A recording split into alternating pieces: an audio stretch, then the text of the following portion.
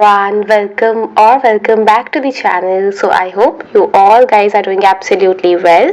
इस वीडियो में हम जो देखने वाले हैं वो है जनरल फिजियोलॉजी के इम्पॉर्टेंट और मस्ट डू टॉपिक्स जो कि मुश्किल से 7-8 है। वैसे तो ये टॉपिक हमारे जितने भी टॉपिक है वो बेसिक है पूरे के पूरे फिजियोलॉजी के, बट अभी अगर आपका यूनिवर्सिटी एग्जाम है या अभी अगर आपका पीसीटी और इंटरनल एग्जाम है तो हमको सिर्फ ये टॉपिक्स हैं जिनको सबसे पहले कवर करना है, और फिर अगर आपके पास टाइम मिलता है तो आप रेस्ट ऑफ द टॉपिक जो भी आपके पास बचे हुए हैं आप उसको कवर करेंगे। ठीक है, ये वीडियो मैंने पहले भी अपलोड किया था, बट एज काफी वीडियो की तरह the handwriting was not so clearly visible, इसीलिए ये वीडियो आपको दोबारा मिल रहा है ताकि you may take the screenshot या आप इसको प्रिंट करवा सके, या जो भी अगर ऐसा लग रहा है कागज पे नोट कर सके, तो जो आपको जो भी चीज समझाई जाए वो प्रॉपर क्लियरली आपको विजिबल हो सके।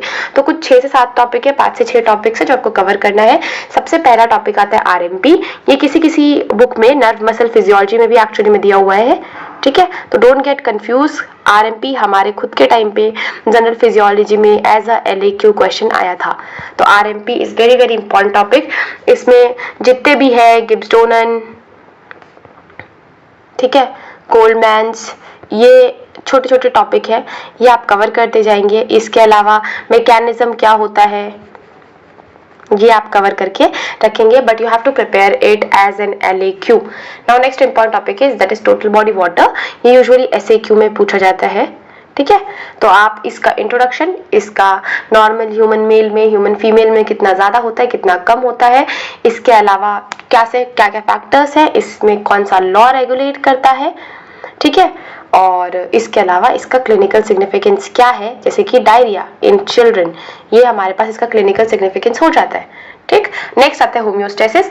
बहुत फ्रीक्वेंटली आस्क्ड SAQ है ये जनरल फिजियोलॉजी के टॉपिक से, बहुत फ्रीक्वेंटली आस्क्ड है ये टॉपिक। और इसमें जो एक चीज आपको याद रखनी है वो है पॉजिटिव फीडबैक के एग्जाम्पल।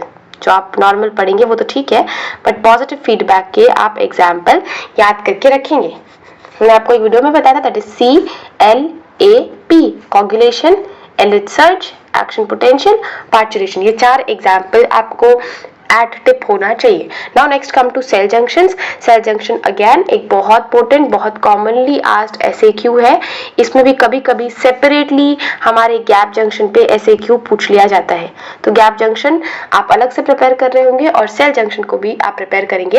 ये टॉपिक मैंने आपको इसलिए बताया ताकि आप इसके ऊपर प्रिपेयर्ड रहे कि काजल दी अगर गैप जंक्शन के ऊपर क्वेश्चन आता है तो मैं एज अ 5 मार्क्स में क्या लिख करके आऊंगा, क्या डायग्राम बनाना है, कौन सा डायग्राम बनाना है, कितनी वैल्यूज ऐड करनी है, आपको पता हो। ठीक है, नाउ एक क्वेश्चन बनता है transport across cell membrane. Usually तो इतनी फ्रीक्वेंटली पूछा नहीं जाता, लेकिन ये क्वेश्चन बनाया जा सकता है आपके LAQ में। और अगर इसको आप LAQ में बनाते हैं तो पहले आप पैसिव बताएंगे, फिर आप एक्टिव बताएंगे, फिर आप पैसिव में भी diffusion, osmosis, simple diffusion, facilitated diffusion, ionic diffusion, जितने भी टाइप है वो बताएंगे। इसके अलावा फिर एक्टिव में भी प्राइमरी एक्टिव, सेकेंडरी एक्टिव, और इसमें अगर ये LAQ की तरफ आता है तो आप इसमें सोडियम पोटेशियम पंप को भी अच्छे से एक्सप्लेन करेंगे। फिर एक्सोसाइटोसिस, एंडोसाइटोसिस, ट्रांससाइटोसिस, वेसिकुलर ट्रांसपोर्ट जो है वो भी आप एक्सप्लेन करेंगे।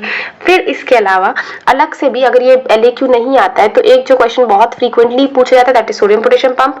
One of the most repeated question है इस चैप्टर से SAQ के लिए। पर इसके अलावा आपको एक्टिव ट्रांसपोर्ट और सेकेंडरी एक्टिव ट्रांसपोर्ट पे भी क्वेश्चंस पूछे जा सकते हैं। ठीक है, एक्टिव ट्रांसपोर्ट अगर पूछा जाएगा तो आप दोनों क्लासिफाई करेंगे, as a primary active, as a secondary active. आप दोनों को एक्सप्लेन करेंगे, दोनों का मैकेनिज्म ऑफ एक्शन लिखेंगे, दोनों के एग्जांपल्स देखेंगे। अगर सेकेंडरी एक्टिव आता है तो आप डिफाइन करेंगे कि सेकेंडरी एक्टिव ट्रांसपोर्ट होता क्या है, इसका सिग्निफिकेंस क्या है, इसका वैल्यू क्या है, फिर आप इसके एग्जांपल्स देंगे। फिर अगर आपको मैकेनिज्म ऑफ एक्शन आता है, आपको इसका कुछ क्लिनिकल एनाटॉमी, क्लिनिकल फिजियोलॉजी पता है, आप उसको एक्सप्लेन करेंगे, फिर आप आगे बढ़ेंगे। तो ये कुछ ऐसे टॉपिक्स हैं जो आपके लिए, आपके यूनिवर्सिटी के लिए एज अ इंपॉर्टेंट टॉपिक्स और इंपॉर्टेंट क्वेश्चंस फॉर्म हो सकते हैं। वो आरएमपी है, टोटल बॉडी वाटर है, होम्योस्टेसिस है, सेल जंक्शंस है, ट्रांसपोर्टेशन है, एक्टिव ट्रांसपोर्ट है, सेकेंडरी एक्टिव ट्रांसपोर्ट है, और सोडियम पोटेशियम पंप है। तो सबसे पहले आप इन टॉपिक्स को कवर कीजिए। इसके अलावा अगर आपके यूनिवर्सिटी में इसके अलावा भी कोई और क्वेश्चन पूछा जाता है तो just do let me know in the comment section. I would love to hear any other topic जो कि आपकी यूनिवर्सिटी पॉइंट ऑफ व्यू से फ्रीक्वेंटली पूछा गया है और जो कि इस पर्टिकुलर वीडियो में मेंशन नहीं है। बाकी अब हम मिलेंगे नेक्स्ट वीडियो में। Till then bye bye, take care.